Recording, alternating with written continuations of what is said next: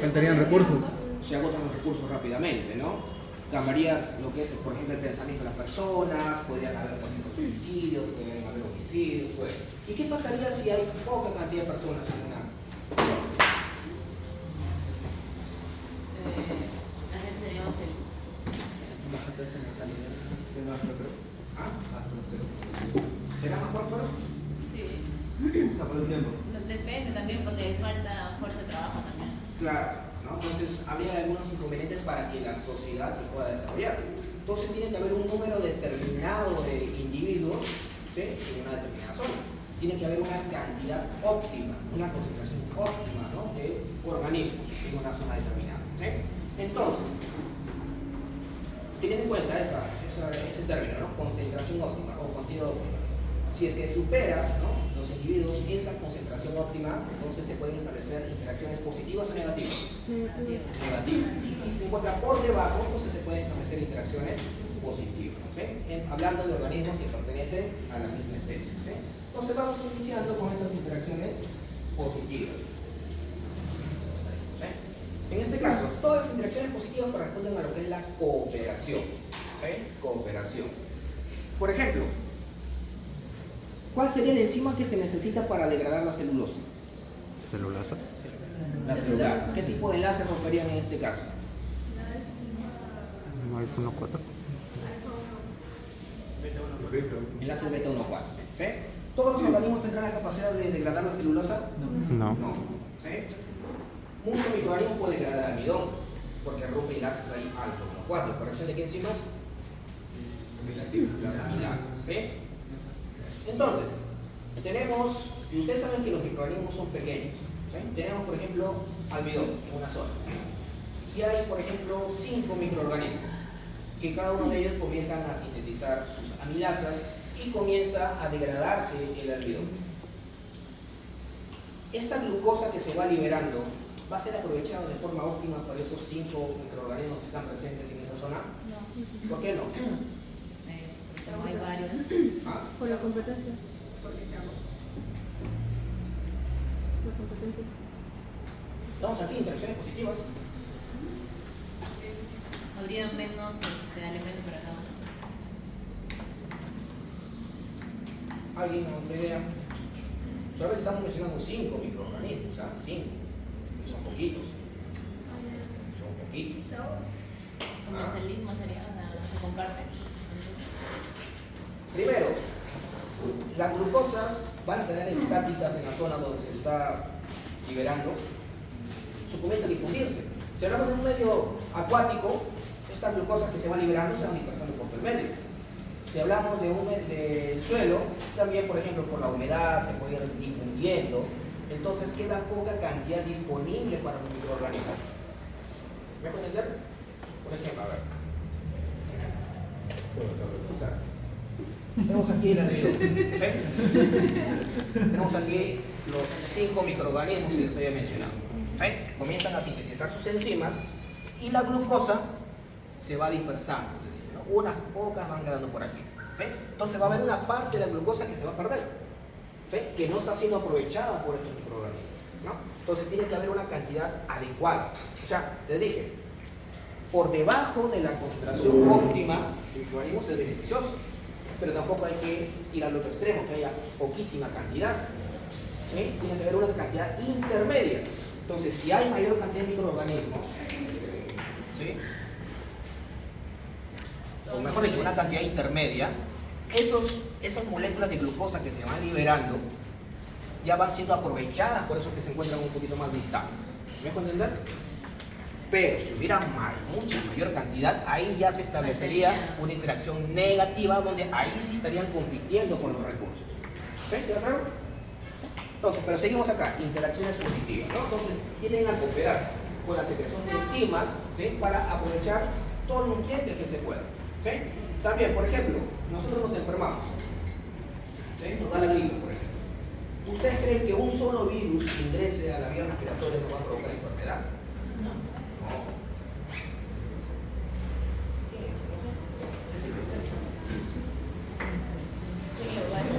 ¿Se lo faltea, profe? ¿Se lo faltea? ¿Por qué lo faltea? ¿Por qué lo faltea?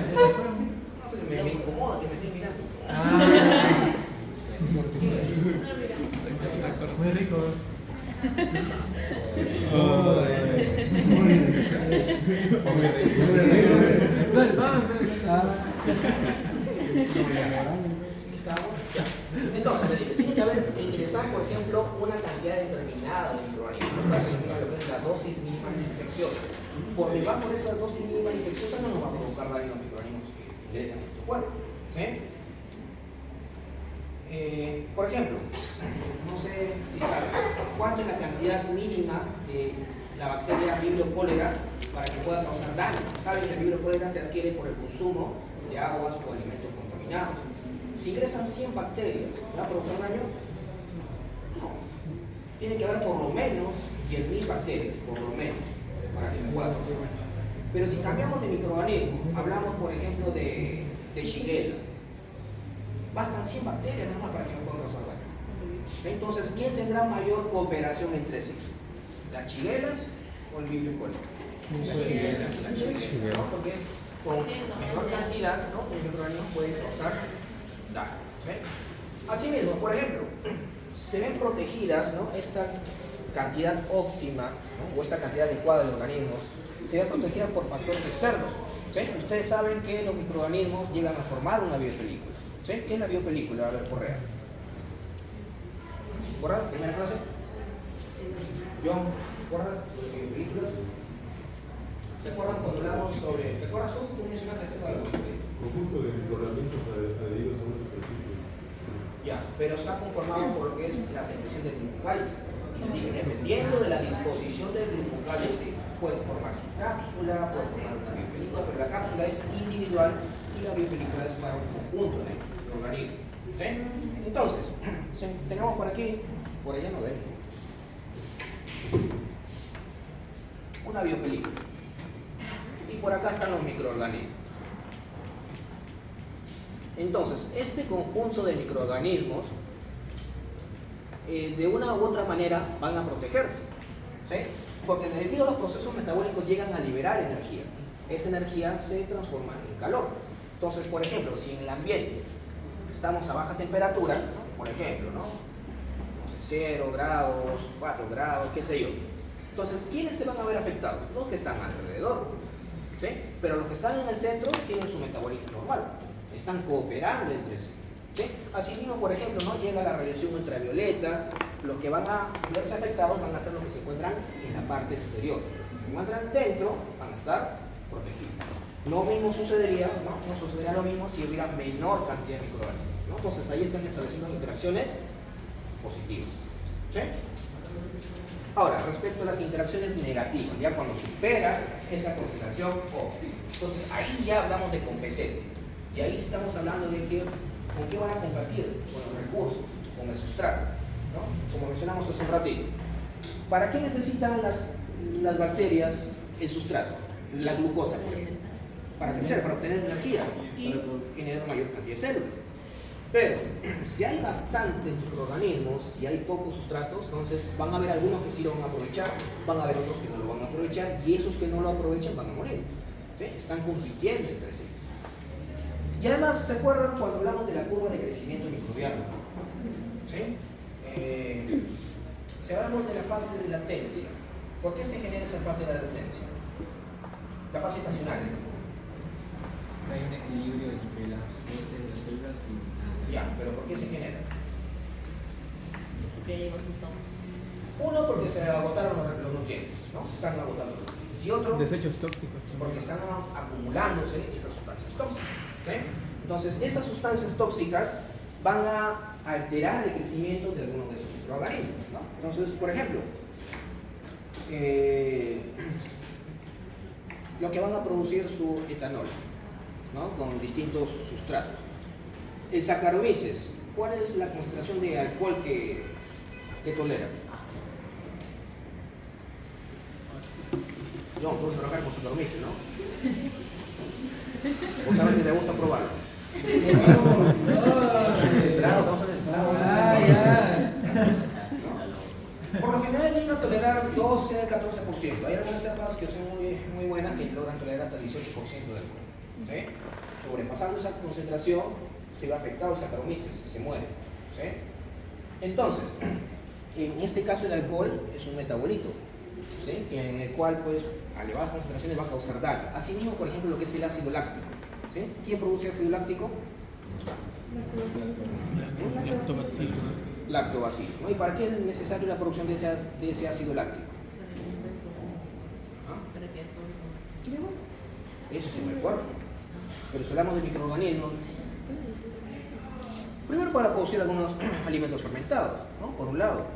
Por otro lado, va a actuar como una sustancia inhibitoria para el mismo lactobacillus, ¿no? Por ejemplo, si hablamos en el caso de la mujer, ¿cuál es el pH vaginal? ¿Saben? De la secreción vaginal. ¿Cuánto? ¿Cuánto? 5. 4 por ahí. 3.5. ¿no? Entonces, si el pH sigue bajando por la producción de ácido láctico, el lactobacilo se va a ver afectado. ¿Sí? Esas serían las interacciones negativas. ¿Ya? Pero correspondiente a efectos que va a tener en la misma población microbiana. Ahora vamos a ver las interacciones que van a haber entre diferentes poblaciones microbianas. ¿Sí? Entonces, aquí también van a generarse interacciones positivas y negativas. ¿Sí? Las interacciones positivas lo que van a hacer es que van a optimizar el uso del sustrato. ¿Sí? Van a optimizar el sustrato, lo que van a hacer es que van a tolerar el estrés ambiental que se pueda generar. Por ejemplo, en una zona donde las condiciones o las concentraciones de oxígeno son bajas, van a haber solamente algunos microorganismos que van a tolerarlo. Pero si hay algún microorganismo que comience a producir oxígeno, entonces como que se mantiene un equilibrio, donde van a existir, por ejemplo, ¿no? Los aerobios, los anaerobios, ¿no? Estrictos, los facultativos, que es ese tipo. ¿Sí? Esos serían los beneficios de las interacciones positivas. Mientras que los beneficios de las interacciones negativas serían, por ejemplo, que van a evitar la sobrepoblación.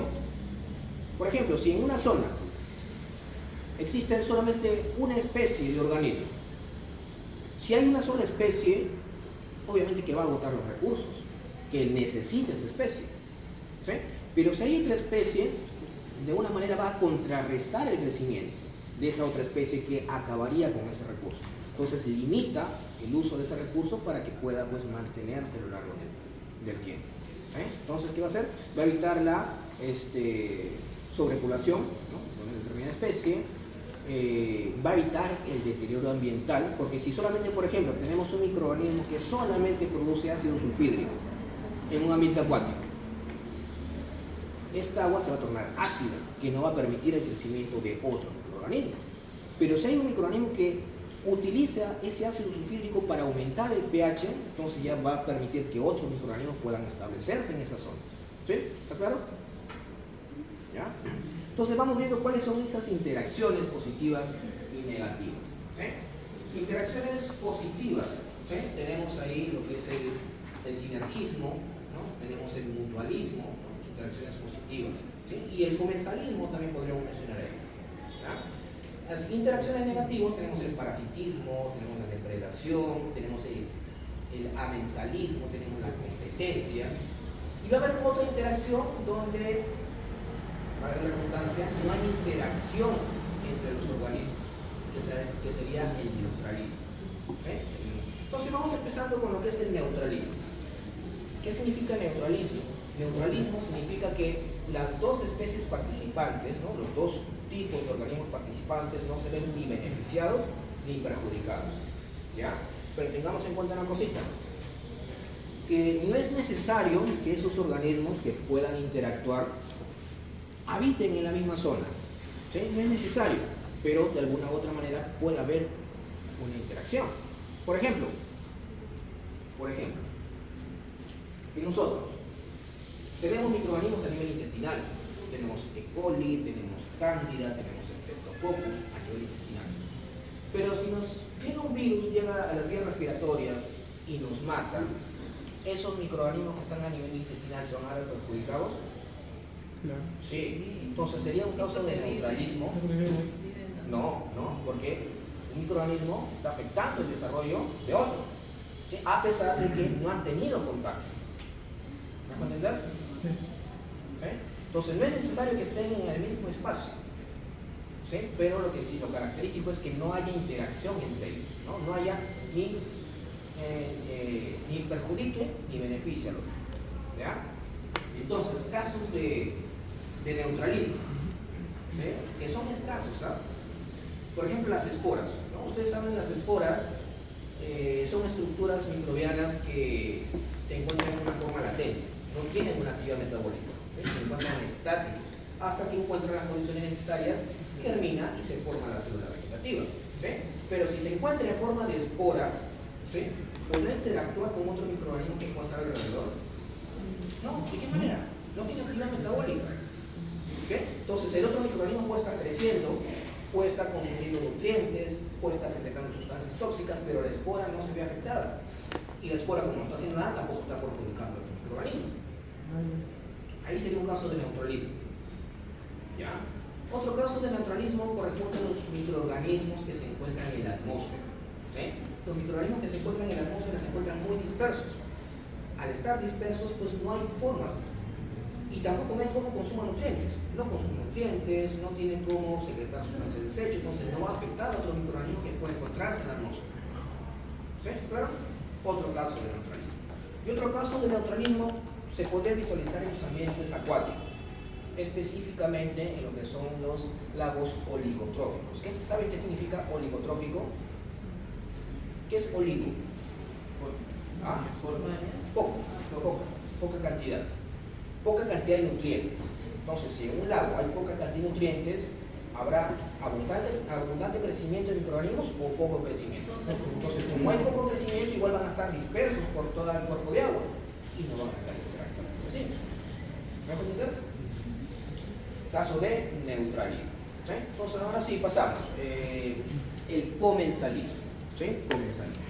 En este caso, comensalismo viene de la palabra en latín mensa, que significa que le gusta vivir, ¿no?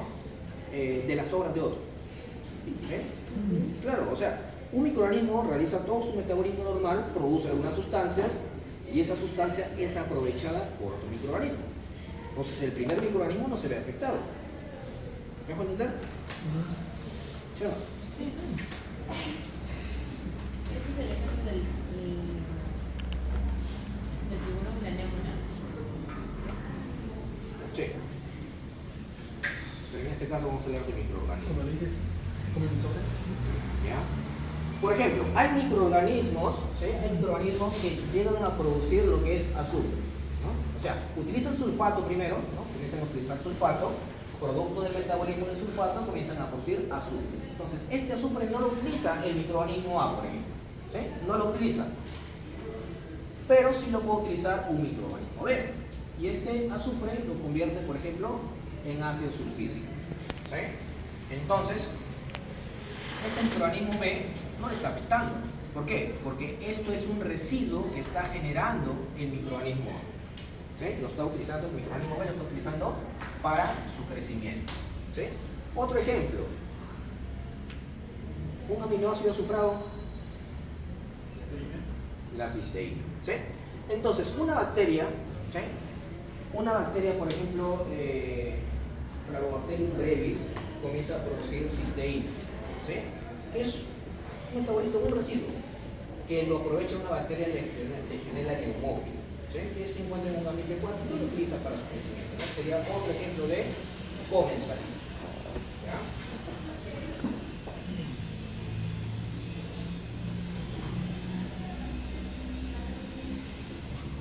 Aquí vemos, por ejemplo, no sé si logran visualizarlo, Mycobacterium vaccae.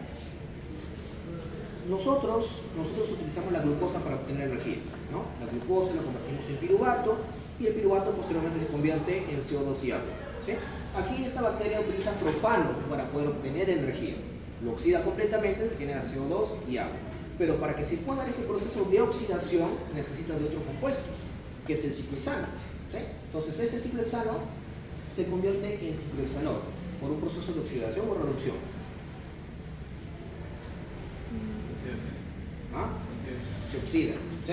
Entonces este ciclohexanol ya no lo utiliza el Mycobacterium vaccae, ya no lo utiliza, pero sí lo puede utilizar otro microorganismo que en este caso es Pseudomonas, ¿sí? Entonces Pseudomonas, como vemos, no está interfiriendo con el crecimiento del Mycobacterium, ¿sí?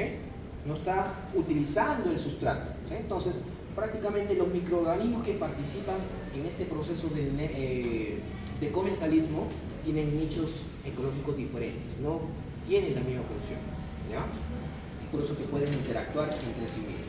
¿Ok?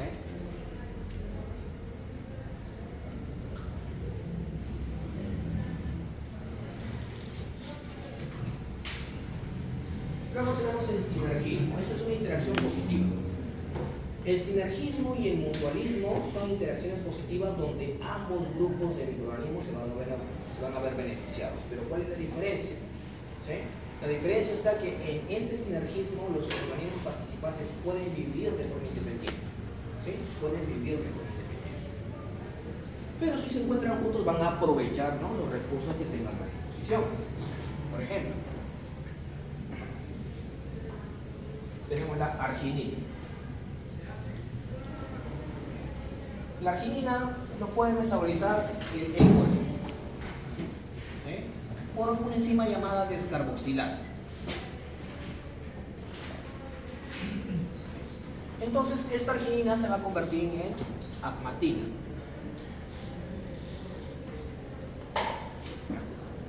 Y ahí queda. No se puede seguir utilizando. Pero si esta arginina es aprovechada, por ejemplo, por Enterococcus fecalis, lo convierte en ornitina. Y ahí nomás queda. ¿Sí? Estamos viendo solamente si es que por un lado participa solamente Enterococcus fecalis y si por otro lado participa solamente E. coli. Pero si a partir de esta ornitina participa nuevamente el E. coli por acción de una descarboxilasa, se convierte o se produce putrescina. ¿Sí? Y esta putrescina se comienza a oxidar, ¿no?, para obtener energía, CO2, agua, ¿no? Es aprovechada por Enterococcus fecalis y por E. coli. ¿Sí? Entonces, si participan los dos juntos, van a obtener mayor cantidad de energía cuando metabolizan la arginina. Pero si solamente participa uno, obtienen una limitada cantidad de energía. ¿Sí? ¿Está claro?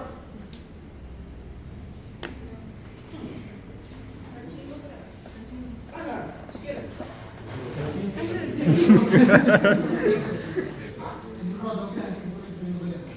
¿Dónde vienes? ¿Acá tenés clase?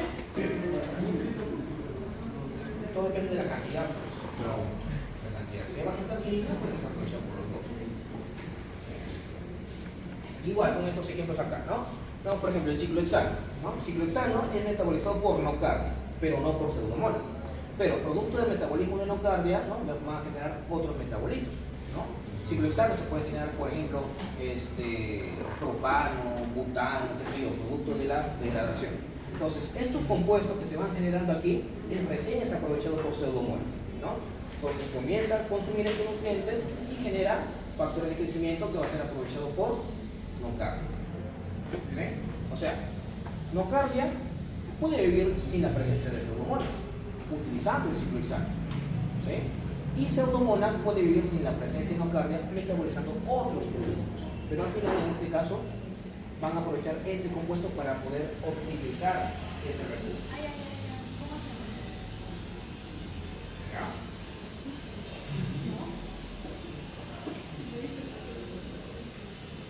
Luego tenemos el mutualismo. ¿Sí? El mutualismo. Le dije, en el caso anterior, ambas poblaciones se ven beneficiadas, pero pueden vivir de forma independiente. Aquí también ambas poblaciones se ven beneficiadas, pero aquí es indispensable que las dos trabajen. No pueden vivir solas. ¿Sí? Entonces, por ejemplo, acá tenemos una ameba, paramecio, ¿sí? Tenemos paramecio, la más grande, y tenemos aquí, ¿no?, microalgas, ¿no?, que en este caso puede ser una aliena. ¿Sí? Al ser una alga, ¿cómo es su metabolismo? Autótrofo. Van a consumir CO2, van a aprovechar el agua y van a formar compuestos orgánicos. ¿Dónde está ocurriendo eso? Eso está ocurriendo en estas microalgas. Entonces, esos compuestos orgánicos que se pueden liberar al medio, vamos a ir maltosa, por ejemplo, va a ser aprovechada por el paramecio. Porque esto, como es un microorganismo heterótrofo el paramecio, entonces utiliza esos azúcares para poder obtener energía. Pero ¿cuál es el beneficio? Porque el beneficio vemos que de la microalga hacia el paramecio. Pero el paramecio, ¿qué beneficio creen que le va a brindar a la microalga? ¿Condiciones del medio? Le va a brindar protección primero. Porque si la Dunaliella estuviera fuera, pudiera ser consumida por otros tipos de organismos, ¿no? Pudiera ser consumida, pero aquí dentro están protegidos. Aparte, como este paramecio está utilizando esos azúcares, lo va a oxidar, se va a generar CO2 y agua, y ese CO2 y agua se aprovechará nuevamente por la microalga para generar nuevamente más cantidad de azúcar. ¿Ya? Pero esta relación se va a dar siempre y cuando tenga un suministro adecuado de luz, ¿no? Para que pueda realizar la fotosíntesis de la microalga.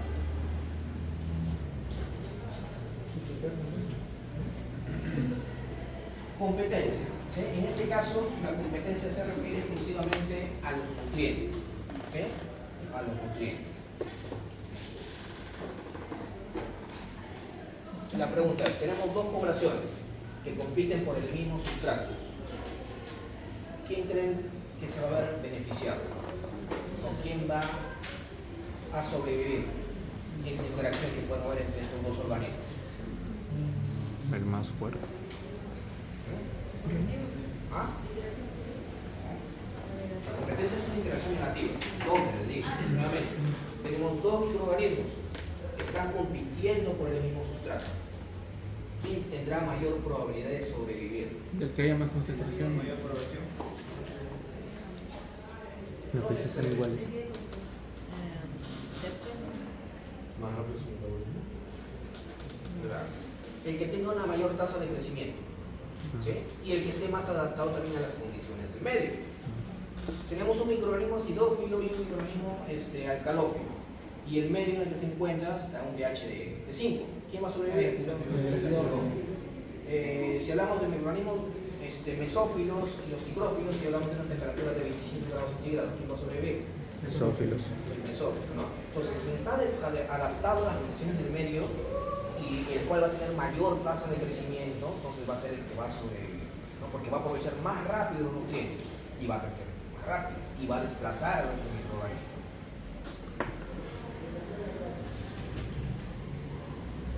Y luego tenemos el amensalismo, ¿no? Aquí la interacción se debe a que una población va a sintetizar una sustancia tóxica, una sustancia de desecho, que va a tener un efecto sobre la otra población microbiana. ¿Sí? Entonces, nuevamente, con el mismo ejemplo del lactobacillus que llega a producir ácido láctico, ¿sí? Ese ácido láctico evita que determinados microorganismos lleguen a crecer. Digamos, por ejemplo, las mujeres, ¿no? Entonces, por ejemplo, no permite el crecimiento de cándida, no permite el crecimiento de gardnerella, porque no logran tolerar ese pH ácido. Asimismo, ¿no? Con la producción de alcohol, ¿no? Saccharomyces que produce etanol no va a permitir el crecimiento, por ejemplo, de E. coli, no va a permitir el crecimiento de Staphylococcus, ¿no?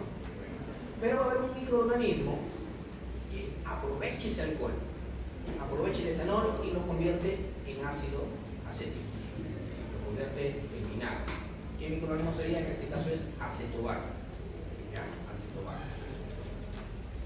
¿Qué más? También tenemos, por ejemplo, algunos microorganismos que llegan a producir bacteriocinas. A nivel intestinal tenemos microorganismos que producen estos antibióticos que evitan que otros microorganismos puedan crecer, puedan sobrevivir. ¿Sí?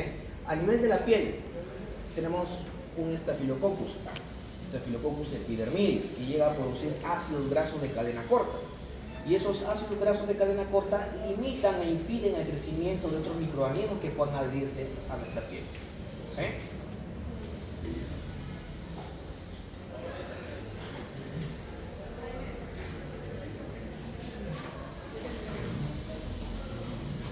El parasitismo.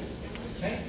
El ejemplo más clásico es la acción del virus sobre la bacteria. El virus ingresa, aprovecha la maquinaria de síntesis de la bacteria y comienza a replicarse, comienza a multiplicar. Entonces, el virus ahí está actuando como parásito. ¿Sí?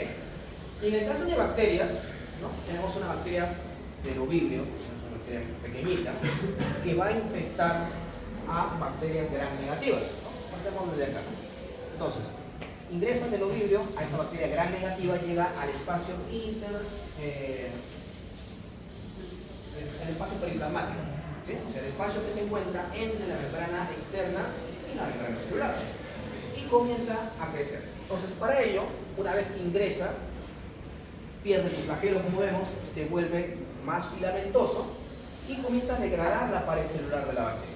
Si degrada la pared celular de la bacteria, entonces esta va a perder su forma, ¿sí? En este caso vemos que se torna esférica y comienza a consumir los nutrientes que se encuentran en el citoplasma. Entonces va a llegar un punto en que el citoplasma se va a encoger, ¿no? Porque se están agotando los nutrientes y no está aprovechando del ovilio. Y como vemos, se está formando una estructura filamentosa.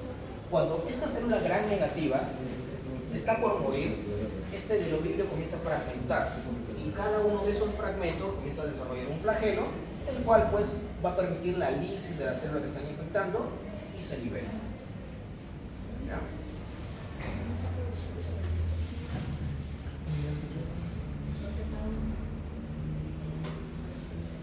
Y luego tenemos lo que es la depredación, ¿sí? Depredación. En este caso, primero, en el caso del parasitismo, el parásito por lo general es más pequeño que los pederos, ¿sí? Pero en el caso de la depredación, el depredador tiene que ser más grande que la presa, ¿sí? Y otra característica es que la presa tiene que encontrarse en mucha mayor cantidad que el depredador, ¿sí? Y pasa por ciclos numéricos. En un primer momento, ¿sí?, la cantidad de depredador va a ser baja y la cantidad de la presa va a ser alta. Entonces, como hay abundancia de presa, el depredador va a comenzar a crecer, va a aumentar su número y prácticamente como que va a agotar los números de la presa, comienza a disminuir. Entonces, cuando comienza a disminuir la presa y al el depredador ya no tener alimento, también comienza a disminuir su número. Disminuye el número del depredador y nuevamente comienza a aumentar el número de la presa. Aumenta el número de la presa, aumenta el número de depredadores. Aumenta el número de depredadores, baja el número de presa, baja el número de depredador y así se mantiene, ¿sí?, en un ciclo.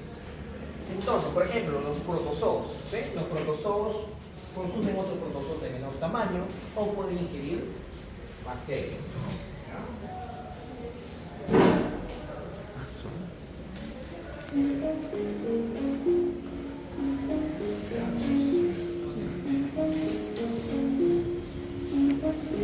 Pues ahí tenemos un rotífero, por ejemplo, ¿no? Si se dan cuenta, está como tiene cilios por acá que está permitiendo el ingreso del agua y junto con ello los organismos que están ingresando a su sistema digestivo.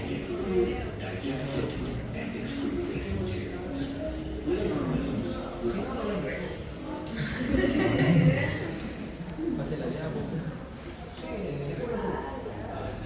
Esto lo toco la otra semana, ¿ya? No se olviden que la otra semana es la exposición del grupo que les toca. Para hablar de ciclos biogeoquímicos tendremos que hablar de un poquito sobre el suelo, que eso lo vamos a aplicar la semana que viene. ¿Okay?